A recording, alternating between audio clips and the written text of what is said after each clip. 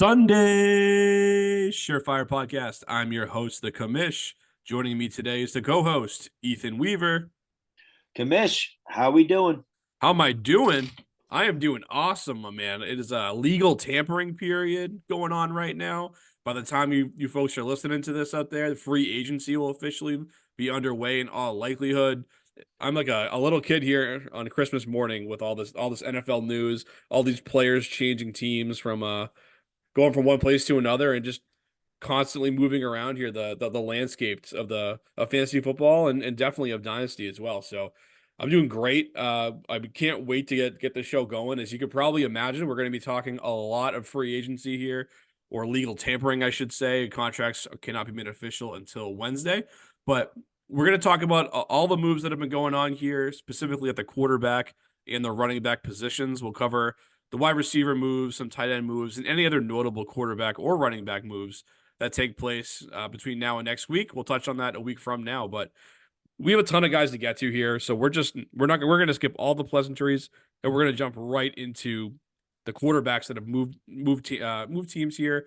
We're going to talk about the contracts they got and then sort of what it means for their outlook for them this season, and also for what it looks like for these players on the dynasty front, and maybe any residual players that are affected by this player changing teams. So a lot to get to. We're going to get it rolling with the $180 million man here, and it finally happened. We had Kirk Cousins jumping ship from the Vikings. He ends up with the Atlanta Falcons on a 4-year, $180 million contract, $100 million of which was fully guaranteed. So, Ethan, what do you think about Kirk Cousins landing in hot Atlanta? I mean, it's great news for Kirk Cousins getting another bag. So great for him. But no, I love the landing spot for Kirk. He's going into a situation where there's a bunch of pieces around him. It's going to be great to see Drake London paired with a competent quarterback like Kirk Cousins. I think Drake London's stock is going to go through the roof. He's probably a guy. If you saw the Kirk Cousins signing coming down the pike, he's probably a guy you should have probably sought out in trades. Obviously, Kyle Pitts, Bijan Robinson.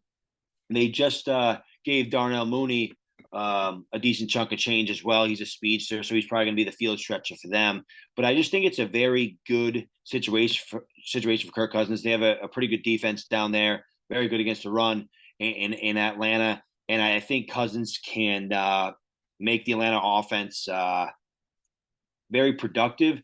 And they probably should be the favorites to win the NFC South next year with Kirk Cousins at the helm. So definitely a great landing spot for Captain Kirk.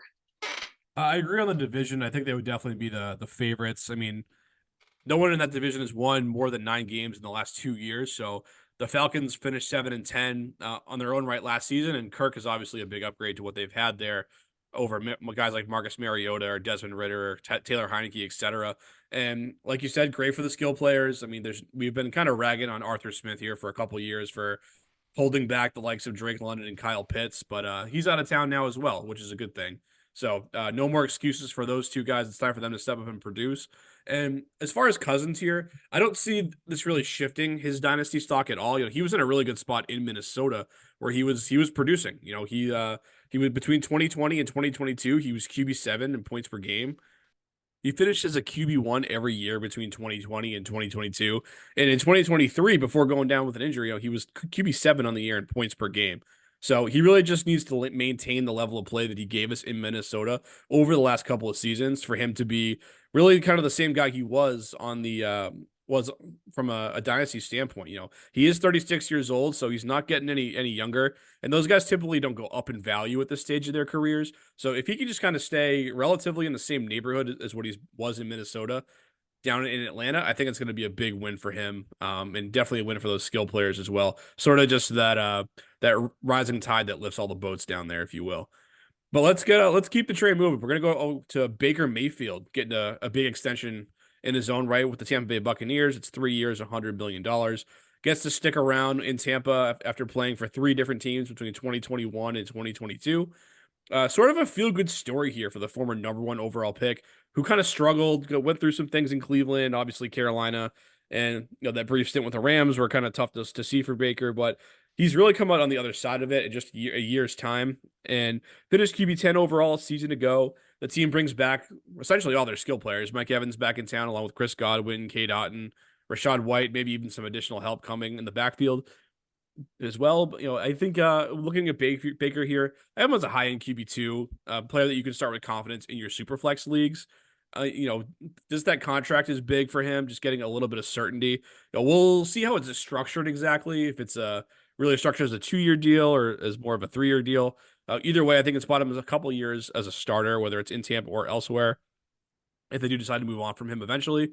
But overall, I don't think any player has rebounded in a bigger way than in 1 year's time did Baker Mayfield. What are your thoughts on him? I agree completely. Baker Mayfield was kind of left for dead once he went from Cleveland to Carolina, especially when he's kind of fizzled out in Carolina. And just for him to kind of rebound the way he did, as you said, is just great for him. And it's great for his dynasty stock. I mean, you're probably guaranteed, as you said, probably 2 years of Baker Mayfield starting, and maybe 3, depending how the contract is structured, as you alluded to. But I mean, you're getting a guy that's gonna throw the hell out of the football. He was number 1 in deep ball attempts last year. He was number 7 in pass attempts. He was number 7 in passing touchdowns with 28, and number 9 in passing yards, number 3 in air yards. So the Tampa Bay Buccaneers throw the ball. He's in a perfect fantasy situation, I would say, for quarterback production. And as you said, I don't see him being anything less than a high end quarterback too. So Baker, I think, is in a perfect spot for him, perfect spot for fantasy, and just a great a great story for, as you said, the former number 1 overall pick. Yeah, definitely, definitely. And let's keep going here. Let's go to Russell Wilson here, signing with the Steelers. 1 year, $1.2 million contract. Obviously, Denver is going to be paying the majority of his salary for this season. Oddly enough, they're paying him $38 million a year to actually play against them when Pittsburgh travels out to Mile High this at some point during the 2024 season. So, we talk about Baker as being kind of a feel good story. This is kind of more of a nightmare type of experience, more of a horror movie for Broncos fans and fans of Russell Wilson in general. But yeah, a disastrous couple seasons in Denver, and now finds himself in Pittsburgh. Ethan, where are you at on Wilson heading into 2024?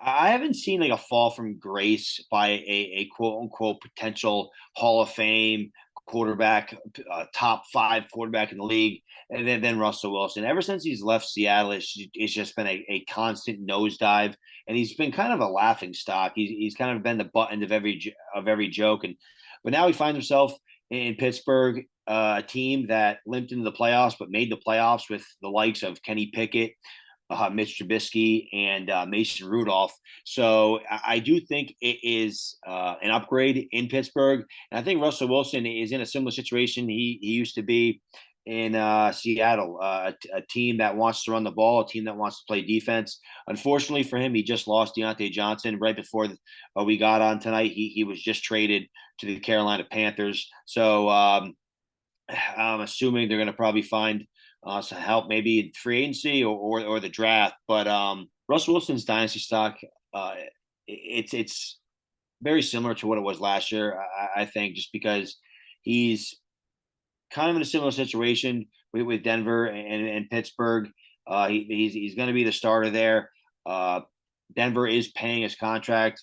Depending how he plays, I mean, who knows how long of a leash he's going to have in Pittsburgh. So he's definitely a volatile asset, but definitely an asset that didn't lose too much value, considering he probably will be starting for you this year. But his long-term outlook is definitely dicey. So definitely not a guy you're looking to build around by any means.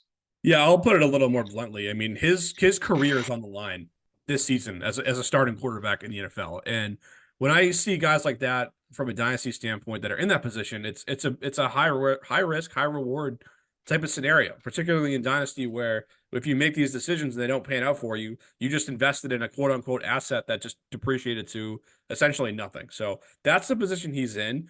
If you rewind a little bit and look at his 23 season, the stats aren't terrible. He started 15 games. He had just over 3,000 yards, 26 touchdowns, eight interceptions.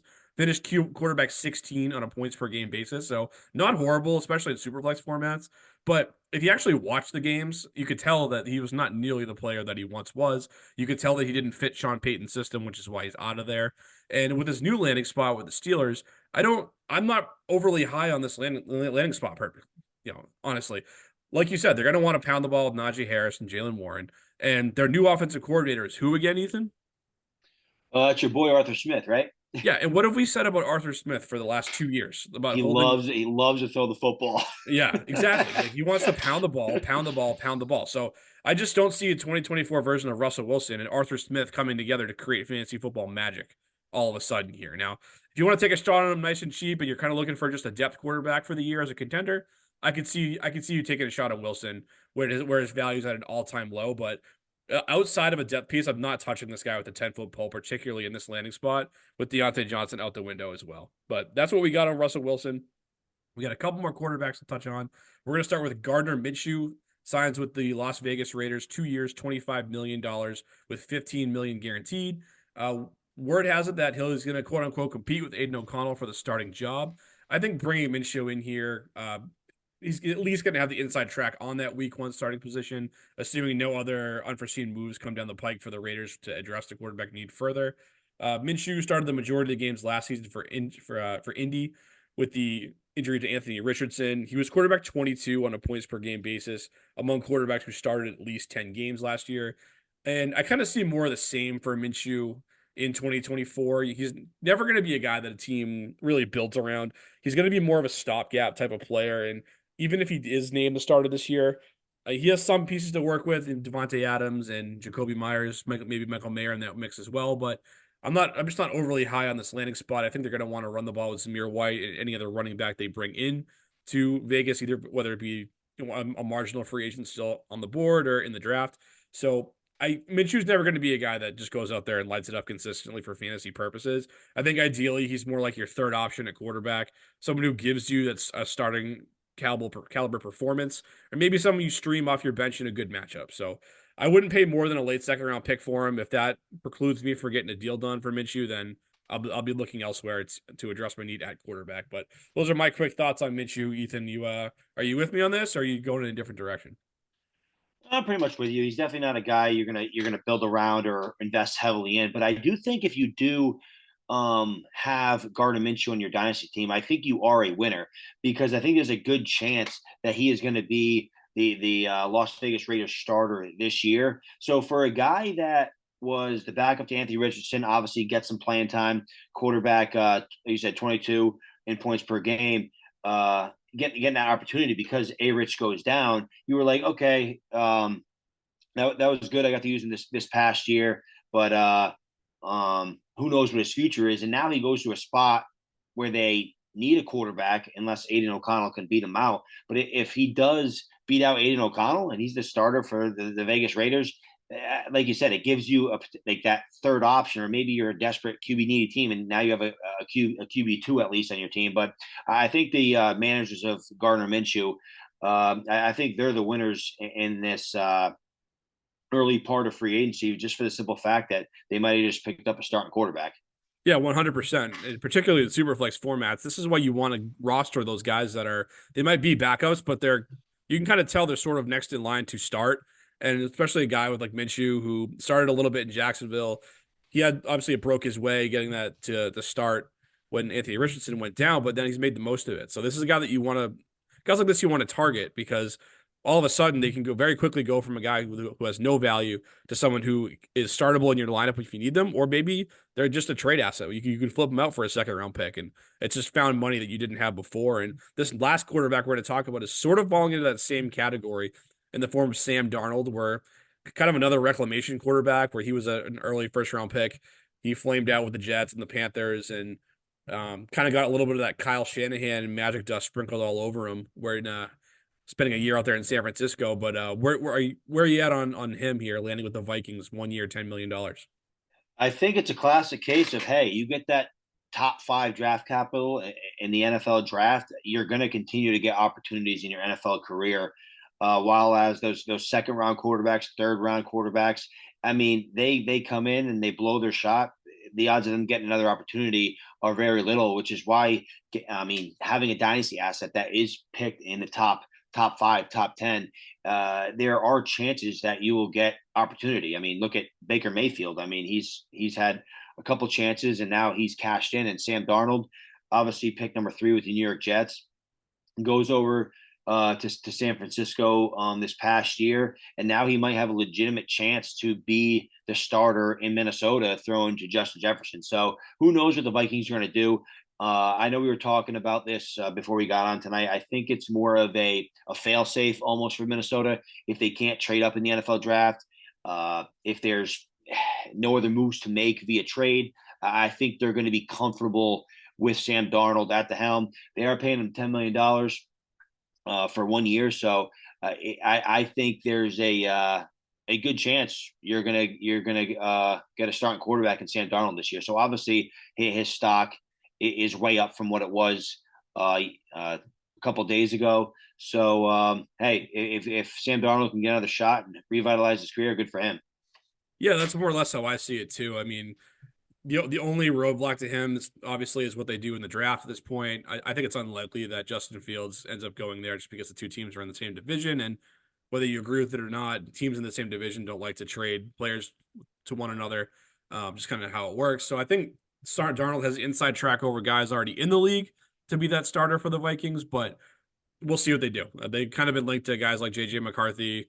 Maybe McCarthy ends up going too high for them. They got to move up. Maybe they can do it. Maybe they can't. So a lot's still kind of up in the air with Sam Darnold, but like you said, definitely a big improvement to where he was just a few days ago in terms of his dynasty value. And with that, we're going to shift gears here. We're going to go to the running back position. A number of moves here went down at this position. I do not remember a free agent year where the running back has rebounded so much in value. You know, we say all the time it's a committee league now, and this position kind of gets forgotten about a little bit. I mean, last offseason we had guys like Barkley, Jacobs, Tony Pollard really just struggling for months to get paid and get what they're worth, and had to fight tooth and nail on franchise tags, get teams to pay them. And fast forward 1 year, and these guys are all getting paid within the first 24 hours or so of the legal tampering period being underway. So we're going to start with Saquon Barkley here, signing with the Philadelphia Eagles, 3 years, $37.7 million plus incentives on top of that as well. So Barkley gets to stick around in the NFC East, joining the rival Philadelphia Eagles. And honestly, just about anywhere outside of New York was going to be an upgrade for Barkley in my book. He goes from operating behind the Giants' 30th ranked offensive line to the Eagles' number 1 ranked offensive line. Those rankings are per Pro Football Focus. Obviously, the Eagles are going to have to replace first-team All-Pro center Jason Kelce. That's an uphill battle for sure, but they're retaining most of their unit that made them so good over the last few years. And the Eagles' offense as a whole is easily the best one Saquon has ever been a part of. At no point in his career has he ever played for a team that finished in the top 15 in the league in points per game. So he's going to get that opportunity in all likelihood this season to do just that. And the TD equity with him, it's probably gonna be there, but obviously Jalen Hurts does remain a threat to poach touchdowns at the goal line. We'll see if teams can kind of get hip to that tush push and take it away somewhat. Maybe Kelsey's retirement has something to do with that. Maybe it's not quite as effective as it was. Also, the Eagles just have a better option now at running back than they did in the past. So I like him here. I like Saquon a lot for this season. Obviously, at age 27, he's not going to be like a top 2 or 3 running back asset any longer, but he does still crack my top 10 at the position. I do think he should only be rostered by teams that are contending and are legit in it to win it this season. If you're rebuilding, you should get this guy off your roster. Definitely before the season starts. So those are my quick thoughts on Barkley. Where you at on him? Yeah, I think this is a very good landing spot for Saquon Barkley. I was listening to some other podcasts, and I did hear someone say like that Barkley was, I think, contacted behind the line of scrimmage more than any running back in the league, and DeAndre Swift was contacted behind the line of scrimmage like the least of any running back in the league. And it's right around there. I don't know the exact numbers, but AKA the Philadelphia Eagles offensive line is much better than the New York Giants. I think Saquon Barkley is going to thrive in that offense. I think really the only deterrent in that offense is the fact that Jalen Hurts doesn't check the ball down very often at all to the running back. So I don't know how that's going to obviously impact Barkley in the receiving game. But then again, I mean, when you have Saquon Barkley, you're probably going to script touches for him. But and the biggest thing is obviously Jalen Hurts. What do you have, like 15 rushing touchdowns last year, whatever it was. So obviously that's not ideal for the starting tailback. But Saquon Barkley, I think his stock, I think it increased, and I would love to have Barkley on my team if I'm a contender this year and next year. I think Barkley's going to have a very solid couple years in Philadelphia. Kind of the last probably peak years of Saquon's fantasy career, that is. But Saquon Barkley going to Philly was a I think was great for his stock. But just to touch on the running back free agency class in general. As you said, I don't remember it being like this. This has been kind of insane this year in free agency for the running backs. There were just so many running backs that were on the market, and it made the first day of the legal tampering period a lot of fun. And it is funny, like all these guys are getting paid like crazy. I wonder if that's a precursor to what the NFL thinks of the running backs in the 2024 draft class. I know a lot of people in the space have been saying this is a bad draft running back class, a bad running back class, and then the combine comes, like, oh, wait a second, maybe it's not so bad. But then obviously first day one of legal tampering, these running backs are getting paid like crazy and they're flying off the board. So I don't know, maybe it's a precursor to a lackluster draft class for the running backs. Yeah, it's a good point. It's one I brought up in my blog series throughout the offseason, really, that if you're and here's how it affects dynasty managers, really. And if this is a precursor to what NFL teams think or don't think of the upcoming running back class in 2024, you as a dynasty manager, if you've been a rebuilding team and you're coming out of it now, or if you're a middle of the road team that needs a running back, like you're probably gonna have to pivot to some of these veteran players and that's not a traditional way you want to build your dynasty roster. I mean, usually you want to go young at running back. You want to draft these guys and plug them into your lineup so you have them on, when they're 22, maybe 23 years old, and you can ride them for 4 or 5 years. Whereas now, like if you're pivoting into a win now build, you're probably gonna have to rely on the veteran running backs more than you would have wanted to. So it's an interesting time of to be in a dynasty league where you're having to value running backs a little bit differently than you maybe would have earlier. Yeah, I guess any quick thoughts on that before we keep the train going on these running backs? Yeah, I agree completely. I don't think you're going to be able to rely on the 2024 rookie running back class. I do think there is potential, but I don't think there's any one back you can really be like, hey, that they're going to come in the NFL and be a starter for any team or be viable for any fantasy team, right? So I do think this is the year where you really need to lean heavily on those veterans, and the money was flying. Uh, from NFL teams' pockets right into these running backs' pockets, and it was fun to see. I think it was great for running back value, and I think it was great for fantasy. So that's all I really have to say about that. Great. And let's keep moving here to Derrick Henry, high profile running back in his own right. Baltimore Ravens, 2 years, $16 million, plus some incentives tossed in there as well. And the Ravens were linked to a Derrick Henry trade around the deadline last fall. Ultimately, the Titans decided to keep him for the stretch run in a lost season, knowing that he wasn't going to be re-signed. Brilliant move on their part to get nothing for their franchise player. But ultimately he ends up joining the Ravens in free agency. Um, this team was number one in the league in rushing attempts last season. Obviously, some of that's the quarterback with Lamar, some design runs and improvising and all that, but they're definitely content to run the football. And Henry showed last season that he could still take on a big workload running the football. He was number one in the league in carries and number two in rushing yards. And he also showed that he still has that burst to him in the open field. He was number two in breakaway run rate. And fantasy wise, he was still productive despite playing in the 27th ranked offense in points per game. So he is getting along in the tooth. He's entering his age 30 season, which is obviously is a big red flag for the running back position. But he's definitely a win now piece for dynasty purposes. And who knows, maybe with the threat of Lamar running on the ground mixed in with Henry, that it just creates that extra second of hesitation in the defense's minds. And maybe we're seeing him pop some big chunk plays and scoring a bunch of touchdowns at 2024 despite being 30 years old. But definitely a win now piece. I know you're going to agree on that part of it. But overall, What are your thoughts on Henry this year? I thought this was one of the more predictable landing spots, and I think Henry is going to have a chance to have a very, very good season. As you said, even though he's getting older, I still think he has some gas left in the tank. Um, you mentioned the breakaway run rate. He was number two in breakaway runs, so he can still hit the edge. He can still obviously take one deep.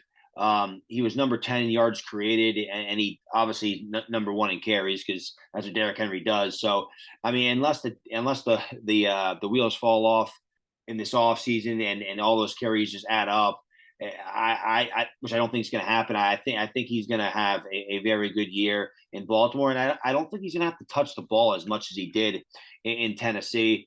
Obviously, with Lamar Jackson taking a lot of those carries, and I think, as you said, I think Lamar Jackson with that run threat is going to definitely help Derrick Henry get some cleaner rushing lanes. But just to touch on your point too about Tennessee, it just doesn't make any sense. If you're not going to re-sign Derrick Henry, why wouldn't you just move him for anything last year? Your team was going nowhere. You were looking to probably tank anyways. You weren't going to win any games, and instead you just, you know what, we're going to keep Derrick Henry on a roster just to let him walk away in free agency. So I don't really understand what's going through some of these front offices in the NFL.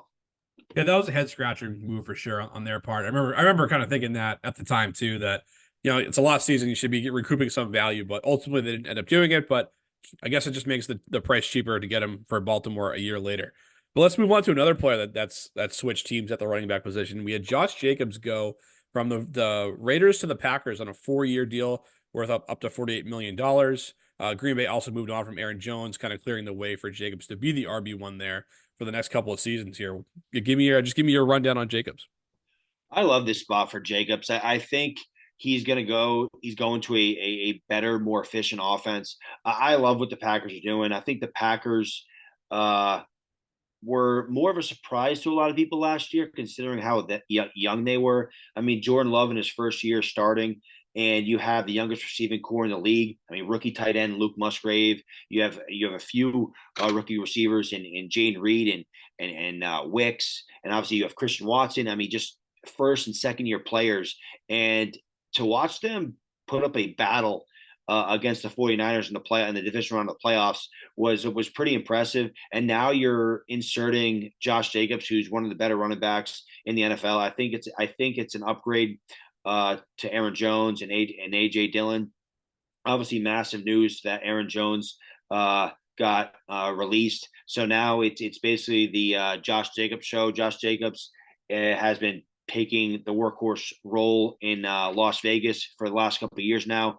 I'm not exactly sure if the Packers are going to add another piece, but when you're paying a running back 4 years, $48 million, you're probably going to use him very heavily in a pretty efficient Matt LaFleur led offense. So I'm very excited for my Josh Jacobs shares. Yeah, it's a good landing spot for Jacobs. I mean, the only thing you really need to worry about here is if he's still the same player after taking that massive workload in 2022. The advanced analytics on him kind of dropped a little bit off last season. Obviously, he was hurt for the first time in his career last season as well, which played a role. But obviously, that didn't stop the Packers from handing him a big bag of money. So they're definitely going to give him every opportunity he can to succeed. He's 26 years old. Does have just over 1,500 career touches on his frame. So he has been used in his career, but like you said, Green Bay up and coming offense. They've done a lot of things right, drafting the right pieces there, and they're kind of splurging here on a free agent to kind of shore up their ground game. So I am very much invested in that the future of that offense. I think they're going to be good, just get better as the years go on. So I think it's as good a landing spot as you could have hoped for Josh Jacobs if you're holding on to some shares of him.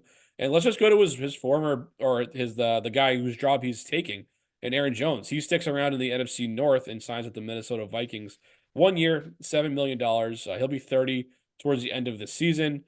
2023 was an interesting year for Aaron Jones. Injured his hamstring in week 1, then missed a total of 6 games on the campaign. Didn't finish strong. If you count there are 2 playoff games. He averaged over 5 yards per carry in his last 5 games, and a lot of that could be just him kind of having those fresh legs from not really playing much in the season. Whereas at the end of the year, other teams are kind of banged up. So it does help to have the a little bit less mileage on your tires in the season, which is kind of was the case for Jones there. I feel better about Minnesota if Cousins was sticking around there, kind of just keeping that offense humming. But I think they should be a little bit more run heavy than they were in 2024. I mean, the last couple of years they've been throwing the ball like crazy, so they're due for some aggression in that front, especially if Sam Darnold's going to be the quarterback. So I think Jones could get some value in there. Jones can also catch passes too. We've seen that throughout his career, so he should be, at least at the moment, penciled in to be the pseudo bell cow on that team. They'll probably add another back, maybe in free agency or the draft, but I think it's going to be his job out of the chute here. Jones, obviously, at 30 is a rental for dynasty purposes. He's a guy you want if you're contending, and a guy that you want to get rid of if you are no longer contending for the 2024 season. So that's my somewhat quick version of Aaron Jones in Minnesota. Ethan, yeah, you with me on that? Oh yeah, not much more to add. I think a 30-year-old Aaron Jones, the fact that he's going to a spot where there's really no running back there, I think is obviously good for his value. I don't think his value really changed much. I think it stayed more so the same, except for the fact that he is going into a worse offense now that Cousins isn't there. But you're still getting a starter running back, so he's going to maintain his starter level role, which is going to be good for any contender for the year. But if you have Aaron Jones in your team and you're a rebuilder, you're probably not going to get much for him, considering he is 30 years old. Um, so maybe hold on to him, hoping he has a hot start in Minnesota, and maybe you can trade him to a contender, or maybe a contender at the deadline. But uh, for his stock, like he's a 30-year-old running back. There's not much juice left in his value, but it is nice that he went to a spot where he will probably be, like you said, the pseudo bell cow for at least a year. For sure. If you can trade him now for a 2024 second round pick in a super flex league, I would do it. And if you can't get it done, like you said, you hang on maybe closer to the season, if not into the first couple of weeks of the season. You see if you can grab a 25 second for him if you're a rebuilding team. But if you're competing, then you're going to want to hang on to him and just ride those last year or two he has left in his career out. Let's stick though in the NFC North. We're talking about a guy who he's a newcomer to the division now in DeAndre Swift coming he's now a Chicago Bear, signs for 3 years, $24 million, joins his third different team in 3 years. Ethan, why don't you just start get us going on this guy here? What do you think about DeAndre Swift landing in Chicago? I mean, I've always been a DeAndre Swift fan, and he's getting paid like a guy that's going to be the primary ball carrier in Chicago, and I'm pretty excited because if Chicago, who knows what they're going to do with their quarterback situation.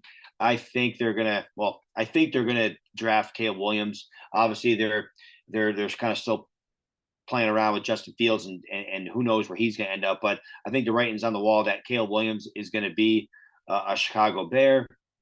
Obviously, unless Caleb Williams downright refuses to go, pulls an Eli Manning. But with a rookie quarterback at the helm, a guy of who's supposed to be a franchise level quarterback, and Caleb Williams, obviously all the hype. I know his value has been kind of a little volatile as of late just because of his attitude off the field, but I think DeAndre Swift in that offense with DJ Moore, a potential another receiver, maybe a Malik Neighbors at pick 8 or 9, whatever they have. That offense might be something, and I think having a guy like DeAndre Swift, a guy that can run the ball and be a good pass catcher, I think it's good for his value. I don't think his value changed a considerable amount. If anything, I think, and like I said, I don't know completely about his details, but for a guy that got 3 years, $24 million, I think that kind of locks him up as the starter for at least a couple of years, depending on the contract structure. But to me, that's more stability than he had in Philly, and I think he has a chance to do very similar things fantasy wise as he did in Philadelphia, and probably more considering I think he's going to get more workload. You're not going to have a quarterback that vultures 15 rushing touchdowns, so I think it's kind of wheels up for DeAndre Swift. Yeah, I'm not gonna go that far on Swift. He's kind of those guys who always leaves you wanting a little bit more when you have him. He was an early second round pick in the NFL draft. He was a top 5 pick in one quarterback dynasty leagues, and I'd argue he hasn't lived up to that yet. He finished between RB 18 and RB 23 in half PPR scoring every year since being drafted. So he is viable. He's not a bust by any means, but he just hasn't lived up to the cost to acquire him. He's been a guy who's been expensive for most of his dynasty career, and he was okay in Philadelphia last year. Obviously, he'll never have a better situation than he had a season ago, running behind the best offensive line in the league, and also really having the lion's share of that backfield to himself. And guys like Kenneth Gainwell and Penny were more or less invisible last season. So he is joining a committee now alongside Roshan Johnson and Khalil Herbert, who's still in town. We saw Matt Eberflus use a committee last season. Like, it was a really frustrating backfield to try to pin down who was going to get the carries that week. I do think the contract does make him the leader of that committee for sure. I'm just not overly convinced that this is the spot where he's going to take another big jump forward. And ultimately, I think he's going to be a guy we look back on and say, yeah, he was all right, but he kind of really didn't live up to the price there. Guess anything you want to say else on Swift? I know this is your guy, and I'm kind of dumping on him a little bit. So I guess I'll let you have the last word on him before we move on.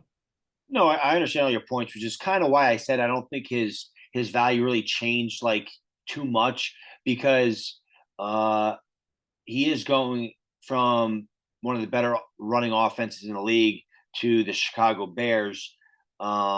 So there's obviously going to be probably some downtick in efficiency, but as you said, I mean, he did have a snap share of 58.2% in Philadelphia, which was good for number 17 in the league. So it's that's 60%. That's pretty much the NFL's quote unquote workhorse threshold these days.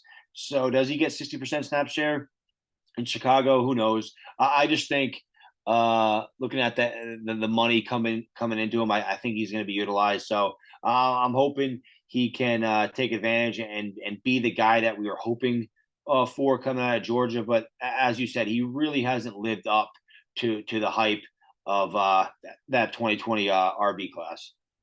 Yeah, that whole class really hasn't. Uh, Outside of Jonathan Taylor, really. So we were kind of sold the bill of goods on that class. But let's talk about a guy who had really no billing at all coming into the league and then really carved out a role for himself. That's Austin Eckler, former undrafted free agent.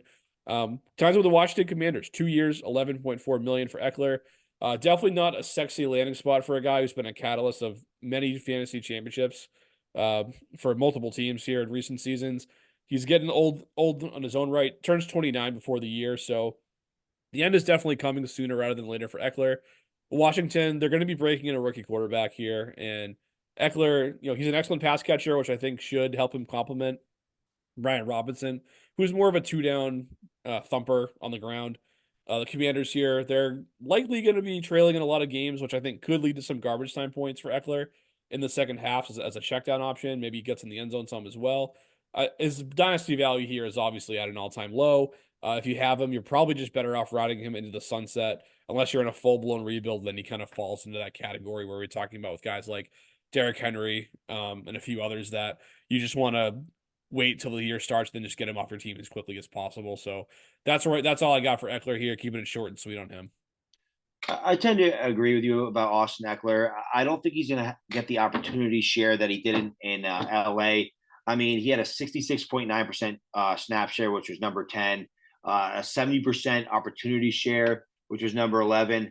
I mean, his receiving, he had number 74 targets, which was number 5 amongst backs. He was a workhorse for LA, and his efficiency was definitely on the downtick last year. His true yards per carry, which discounts runs over 10 yards, was only 3.3, which is number 62 in the league.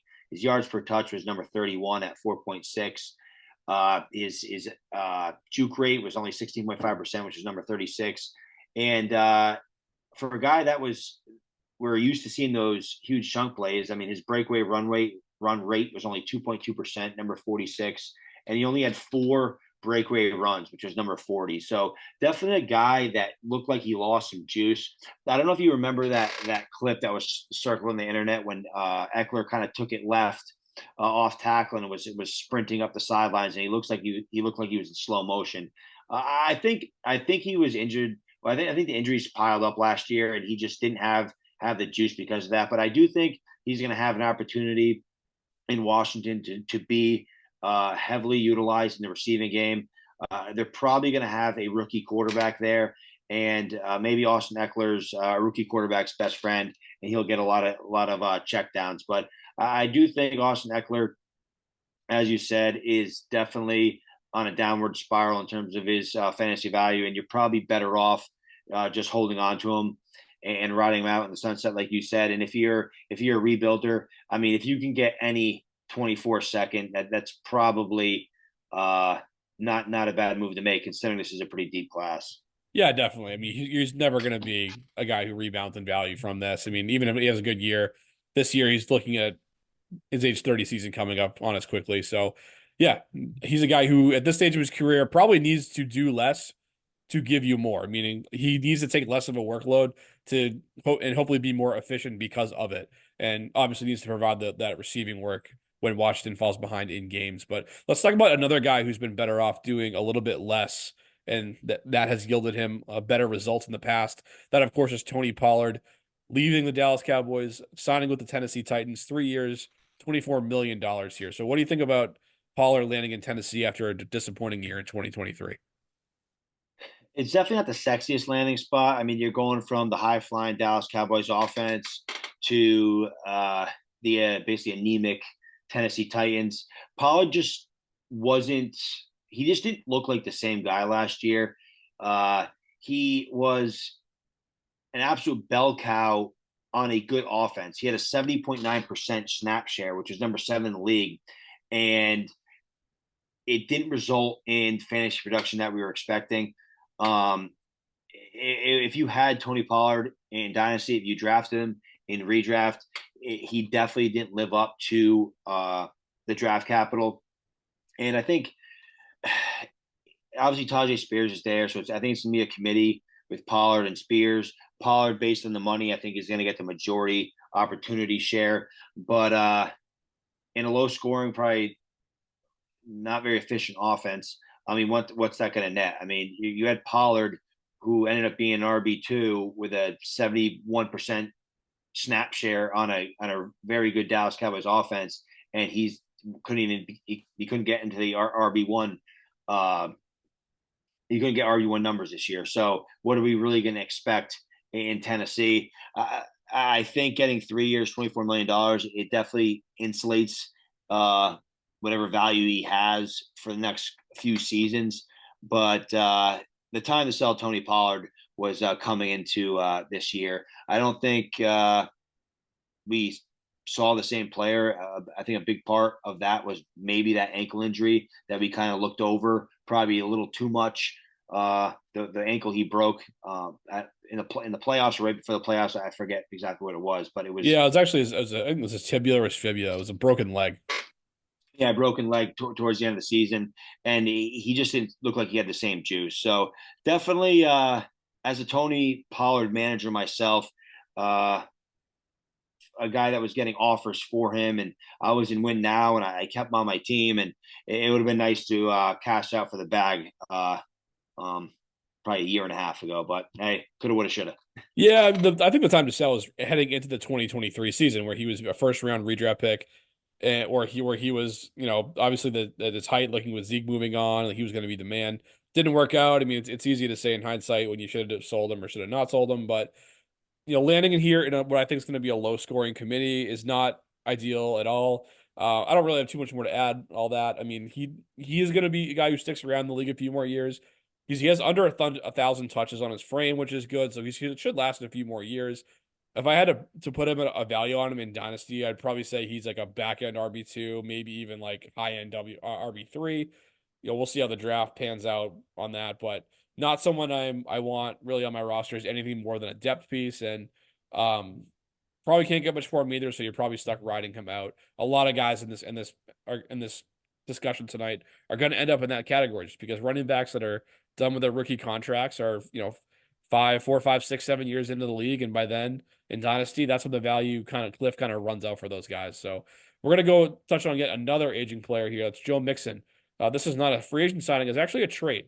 We kind of announced on Monday night that Mixon was going to be released by the Bengals, but Houston sort of swooped in at the last minute and flipped a 7th round pick over to Cincinnati for the veteran running back to get the deal done.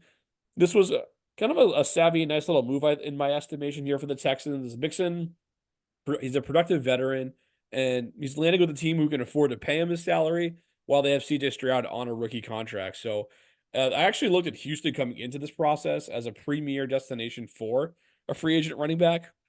So I do like the spot a lot for Mixon. At 28, like I said, he's not young anymore, and he's got over 1,800 career touches on his frame. So the odometer on him is really starting to rack up, but he does profile as a nice 1 year rental for the Texans. And I think dynasty managers who are holding Mixon were kind of hoping he would stick around in Cincinnati. But for him moving on, and this is about as good as a landing spot as you could have envisioned if you have him. So if you're trying to get rid of him, this is a nice sell high window to do so to recoup any type of value for him. And if you're trying to acquire a guy to give you a push for this year, he might be a guy that you want to kick the tires on at least to see what the price point is on a Joe Mixon. So those are my quick thoughts on him, Ethan. Where he at on Mixon and heading into his what is it, 8th year in the league now? I agree completely. This is probably the last time you have any chance to sell your Joe Mixon shares. Like you said, you probably couldn't have picked a better landing spot for Joe Mixon, leaving a great landing spot, obviously in Cincinnati. So obviously great for Joe Mixon, and I think he's going to probably have a relatively decent year. I mean, Singletary had an okay year last year in that good offense. I'm assuming CJ Stroud in the offense is going to take another step.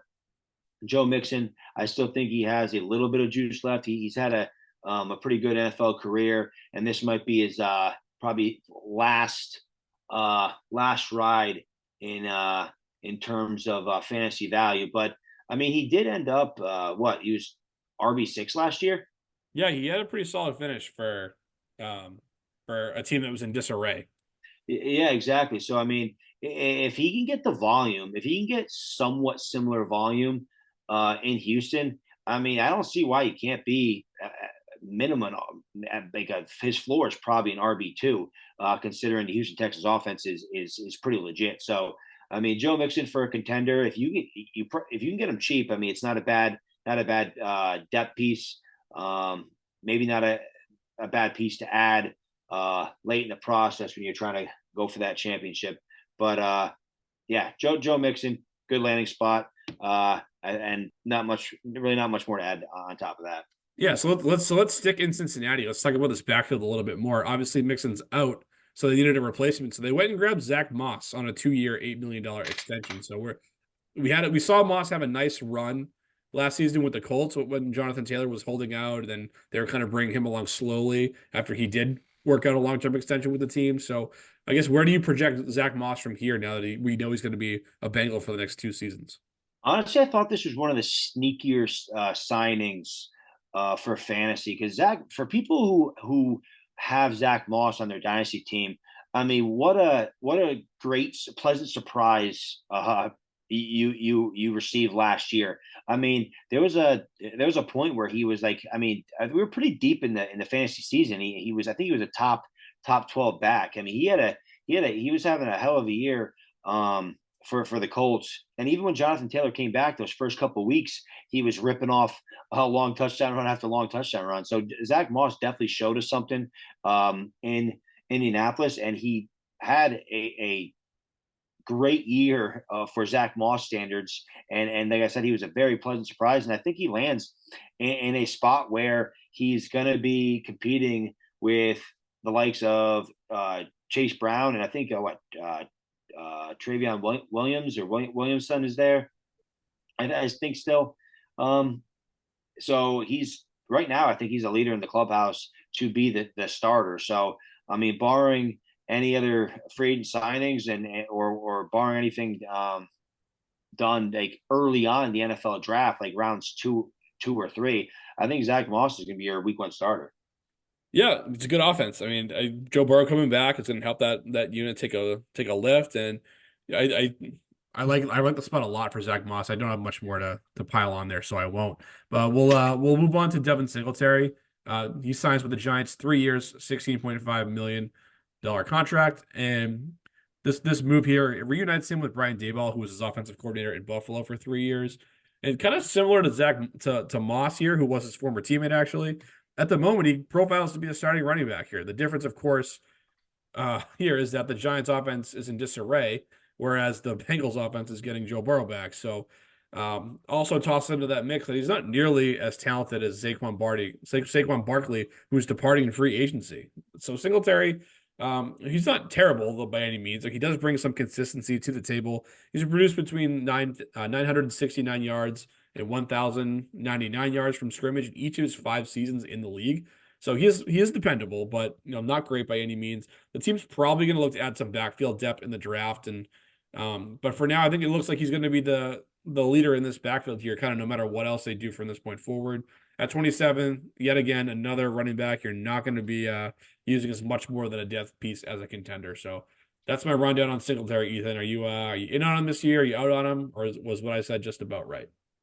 That's it's about right. I mean, Devin Singletary was a an RB3 last year. He was RB 29, and which I think was actually a pleasant surprise considering.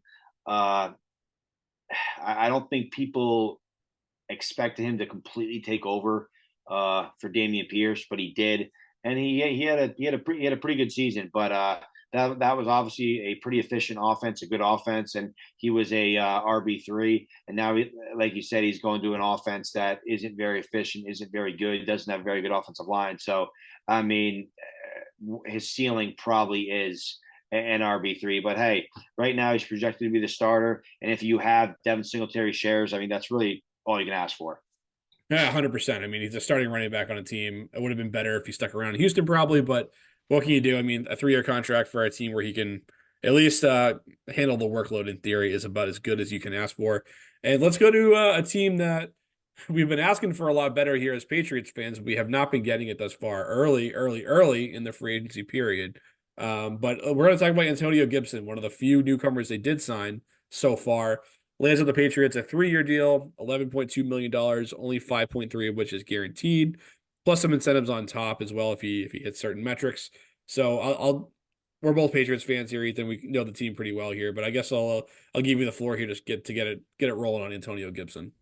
I love this signing from a real football perspective. I mean, like you said, 3 years, $11.25 million, pretty cheap for a guy as like athletic and talented as Antonio Gibson. I don't think he was fully unleashed in Washington, and I'm hoping the Patriots can use him more as a receiver, which we were all begging for in Washington. But Antonio Gibson, I've always been a big fan, and as a Patriots fan, I was pumped for this signing.